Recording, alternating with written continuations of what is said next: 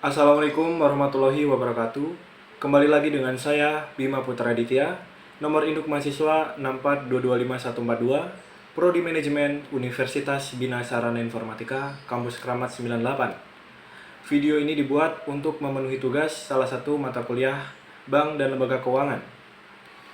Pada pertemuan ke-12 ini, saya akan membahas mengenai leasing, modal ventura, dan anjak piutang. Baik, yang pertama saya akan menjelaskan mengenai leasing. Leasing diambil dari bahasa Inggris to lease, yang artinya menyewakan. Leasing memberikan kemungkinan untuk memperoleh alat-alat perlengkapan dan fasilitas yang diperlukan, walaupun keuangan untuk itu tidak dapat segera disediakan. Ketetapan Menteri Keuangan menetapkan jumlah modal di setor atau simpanan wajib dan modal sebagai berikut. Pertama, perusahaan swasta nasional sebesar 3 miliar. Kedua, perusahaan patungan Indonesia asing sebesar 10 miliar. Ketiga, koperasi sebesar 3 miliar. Unsur-unsur perjanjian lease. Pertama ada lessor, merupakan pihak yang memberikan jasa pembiayaan kepada pihak leasee dalam bentuk barang modal. Kedua, leasee, merupakan pihak yang menikmati barang tersebut dengan membayar sewa atau leasing dan mempunyai hak opsi. Ketiga ada kreditor, juga disebut dengan debt holder, tidak terlibat langsung. Keempat ada supplier, yaitu pihak yang mengadakan atau menyediakan barang yang dijual kepada lessee dengan pembayaran tunai oleh lessor. Lalu ada jenis perusahaan leasing. Pertama ada independent leasing, merupakan perusahaan yang berdiri sendiri, dapat sekaligus sebagai supplier atau membeli barang-barang dari supplier lain untuk dileaskan. Kedua ada captive lessor, merupakan produsen atau supplier yang mendirikan perusahaan leasing dan yang mereka leaskan adalah barang-barang milik mereka sendiri. Ketiga ada lease broker, merupakan perusahaan yang mempertemukan keinginan lease untuk memperoleh barang modal kepada pihak lessor untuk dileaskan. Metode pembayaran leasing ada dua cara. Yang pertama pembayaran di muka dan yang kedua pembayaran di belakang. Pembayaran di muka ini, angsuran pertama kali dilakukan saat realisasi. Lalu, angsuran ini hanya mengurangi utang pokok karena saat itu belum dikenakan bunga. Yang kedua, pembayaran di belakang. Angsuran dilakukan pada bulan berikutnya dan angsuran ini mengandung bunga dan utang pokok. Baik, sekarang kita menuju ke materi berikutnya, yaitu modal ventura.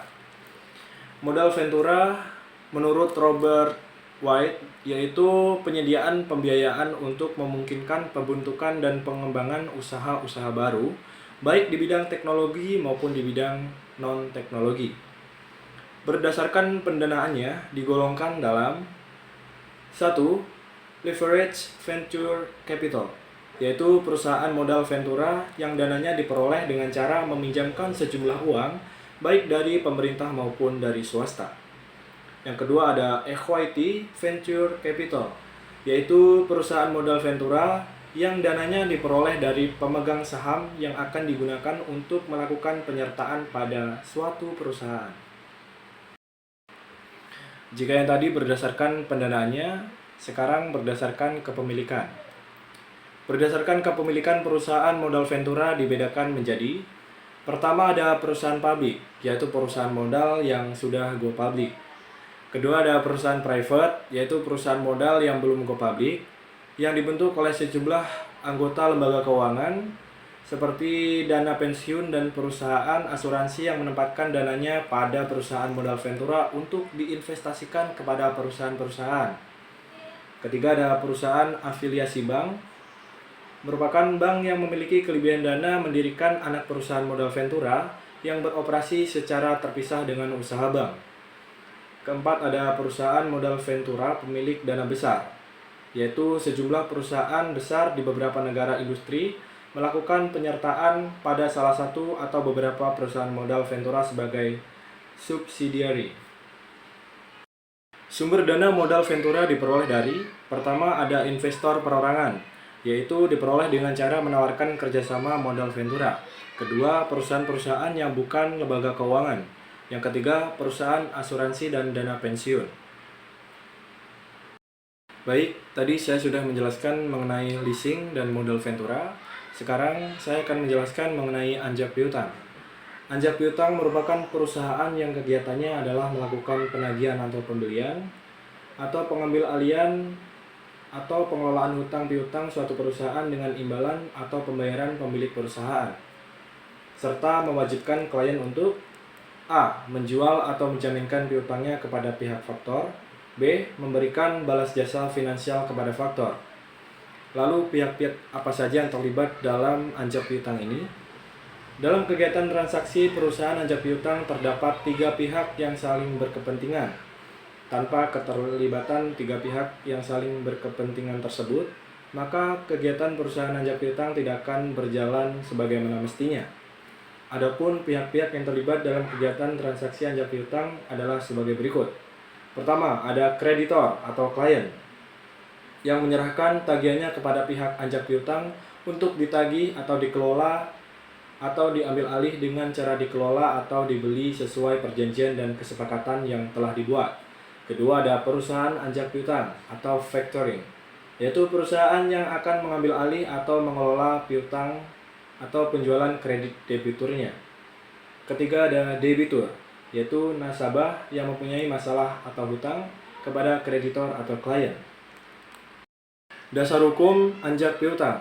Di Indonesia, anjak piutang merupakan aktivitas keuangan yang dilindungi oleh hukum perdata.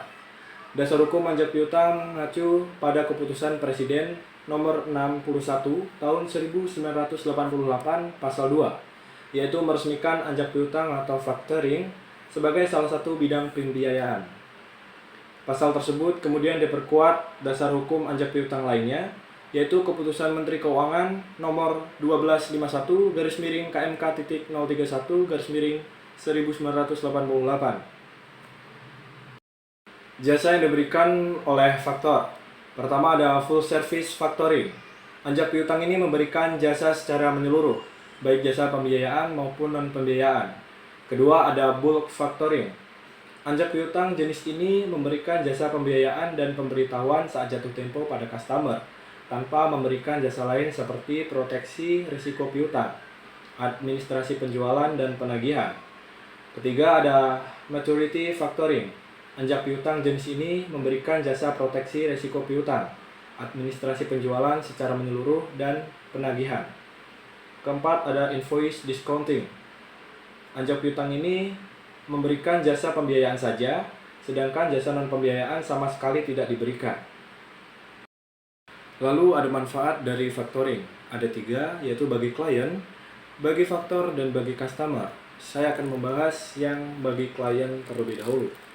Manfaat yang diterima bila melalui jasa pembiayaan. Pertama, meningkatkan penjualan. Kedua, kelancaran modal kerja. Ketiga, pengurangan risiko tidak tertagihnya piutang. Manfaat yang diterima bila melalui jasa non-pembiayaan. Pertama, memudahkan penagihan piutang. Kedua, efisiensi usaha. Ketiga, peningkatan kualitas piutang. Keempat, memudahkan perencanaan cash flow. Manfaat factoring bagi faktor.